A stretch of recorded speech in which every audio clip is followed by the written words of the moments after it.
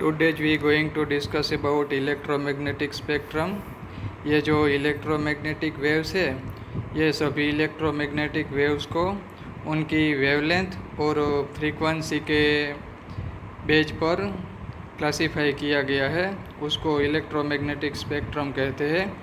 Electromagnetic spectrum में जो सभी वेव्स है, उसकी प्रोडक्शन मेथड और डिटेक्शन मेथड के बेस पर भी उसका क्लासिफिकेशन किया जाता है। लेकिन ये जो सभी वेव्स है, रेडियो वेव्स, माइक्रोवेव्स और सभी वेव्स, उनके बीच में कोई क्लियर बाउंड्री नहीं होती और ऐसा कोई क्लियर डिफरेंस भी नहीं है दो वेव के बीच के बाउंड्री के बारे में। लेकिन ये सभी वेव्स को मोस्टली उनकी फ्रीक्वेंसी या वेवलेंथ के बेस पर ये क्लासिफाई किया जाता है। और इलेक्ट्रोमैग्नेटिक स्पेक्ट्रम बहुत बड़ा रीजन है। उसमें रेडियो वेव से लेकर ये एक्सरे और गामा रे तक कई वेव्स लाई करते हैं। जो हम यहाँ डिक्रीजिंग वेवलेंथ के ऑर्डर में बात करें तो ये रेडियो वेव की वेवलेंथ 10⁷ मीटर से स्टार्ट होती है और बाद में डिक्रीजिंग वेवलेंथ के ऑर्डर में बात करें तो ये लास्ट में गामा रे की वेवलेंथ 10⁻14 मीटर तक होती है। और ये इंक्रीजिंग फ्रीक्वेंसी की बात करें तो ये फ्रीक्वेंसी बैंड 10 हर्ट्ज से लेकर ये 10⁻23 हर्ट्ज के बीच में लाई करता है। और जो हमारी आई की रेटिना जिसे सेंस कर सकती है, वो विजिबल वेवलेंथ की बात करें तो उसकी वेवलेंथ अप्रोक्स 400 नैनोमीटर से 750 नैनोमीटर तक लाई करती है। यानी कि हमारी विजिबल लाइट, ये हमारा जो इलेक्ट्रोमैग्नेटिक स्पेक्ट्रम है, उसी स्पेक्ट्रम का बहुत छोटा सा रीजन है। लेकिन मैक्सवेल ने जो इलेक्ट्रोमैग्नेटिक थियोरी दी, उसके पहले सिर्फ ये विजिबल लाइट के बारे में ही पता था। लेकिन ये कई इंसेक्ट ऐसे भी होते हैं जो इंफ्रारेड या अल्ट्रावायलेट को भी सेंस कर सकते हैं, लेकिन हमारी आई सिर्फ विजिबल वेवलेंथ को ही डिटेक्ट कर सकती है। और बाद में रेडियो वेव्स, माइक्रोवेव एट्सेट्रा सभी वेव्स की डिस्कवरी हुई और ये सभी इलेक्ट्रोमैग्नेटिक वेव ही है ऐसा पता चला। और आगे जाके एक्सरे और गामा रे की भी डिस्कवरी हुई और वो सभी इलेक्ट्रोमैग्नेटिक वेव है। और बाद में ये सभी इलेक्ट्रोमैग्नेटिक वेव को उसके फ्रीक्वेंसी या वेवलेंथ के बेस पर उसको क्लासिफाई किया गया और उसी क्लासिफिकेशन से हमें जो फ्रीक्वेंसी का एक बैंड स्पेक्ट्रम मिलता है, उसे इलेक्ट्रोमैग्नेटिक स्पेक्ट्रम बोलते हैं। आइए आज हम इलेक्ट्रोमैग्नेटिक स्पेक्ट्रम के बारे में डिस्कस करते हैं। इलेक्ट्रोमैग्नेटिक स्पेक्ट्रम की बात करें तो उसमें सबसे पहले आता है रेडियो वेव्स, जिसकी वेवलेंथ सबसे ज़्यादा और फ्रीक्वेंसी यानी कि एनर्जी सबसे कम है। बाद में माइक्रोवेव, इंफ्रारेड, विजिबल जिसे हम देख सकते हैं। बाद में अल्ट्रावायलेट, एक्सरे और लास्ट में गामा रे। ये गामा रे की वेवलेंथ सबसे कम और एनर्जी सबसे ज़्यादा होती है। ये जो वेवलेंथ के ऑर्डर में, यहाँ डिक्रीजिंग वेवलेंथ के ऑर्डर में या तो इंक्रीजिंग फ्रीक्वेंसी के ऑर्डर में हमने जो ये सारे सभी रीजन का वेव को अरेंज किया है, उसे याद रखने के लिए मैंने यहाँ एक शॉर्ट ट्रिक सेंटेंस बनाया है। राम इन वनवास, उर्मिला नहीं गई। यहाँ राम में जो आर है, आर का मतलब है रेडियो वेव्स। बाद में ये एम का मतलब है माइक्रोवेव। इन, आई का मीनिंग इंफ्रारेड। बाद में वनवास, वी, विजिबल।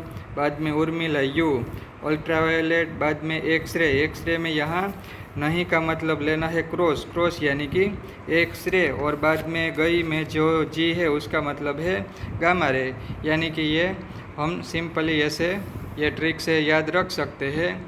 ये जो इलेक्ट्रोमैग्नेटिक स्पेक्ट्रम में ये सभी वेव्स है, ये कोई स्केल पर मैंने यहाँ ये इलेक्ट्रोमैग्नेटिक स्पेक्ट्रम नहीं ड्रॉ किया है।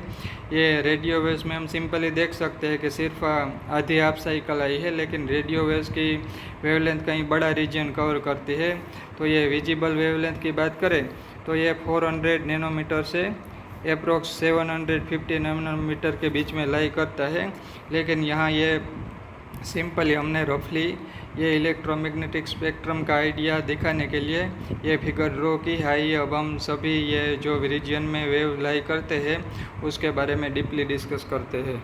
इलेक्ट्रोमैग्नेटिक स्पेक्ट्रम में सबसे पहले आता है रेडियो वेव्स।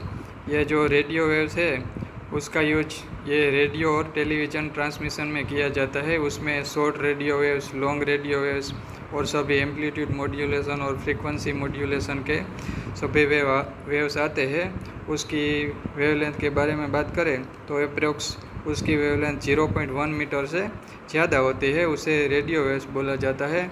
और ये रेडियो वेव्स किसी भी एंटेना में चार्ज की एक्सेलरेटेड या डी एक्सेलरेटेड मोशन से ये प्रोड्यूस होते हैं और उसको टीवी का रिसीवर या ट्रांसमीटर या रिसीवर से डिटेक्ट किया जा सकता है। और रेडियो वेव्स का टेलीविज़न और रेडियो कम्युनिकेशन में यूज होता है। इलेक्ट्रोमैग्नेटिक स्पेक्ट्रम में रेडियो वेव्स के बाद दूसरा रीजन है माइक्रोवेव्स। उसकी वेवलेंथ 0.1 मीटर से लेकर 1 मिलीमीटर के बीच में लाई करती है, यानी कि उसकी वेवलेंथ रेडियो वेव्स की कंपेयर में बहुत छोटी है, इसलिए उसको माइक्रोवेव कहा जाता है, यानी कि उसकी वेवलेंथ माइक्रो ऑर्डर में है ऐसा हमें लगता है।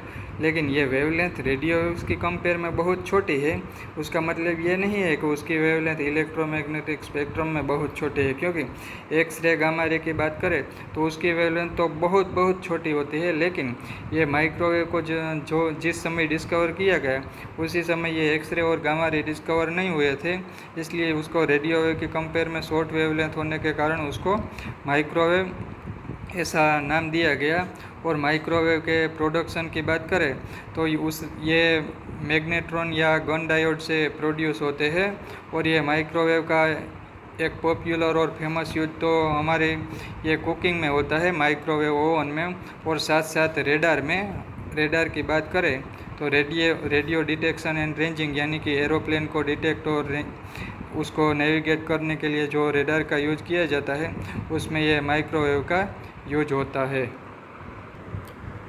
माइक्रोवेव के बाद आता है इंफ्रारेड रीजन। ये इंफ्रारेड वेव्स है, उसकी वेवलेंथ अप्रोक्स 1 मिलीमीटर से 700 नैनोमीटर के बीच में लाई करती है।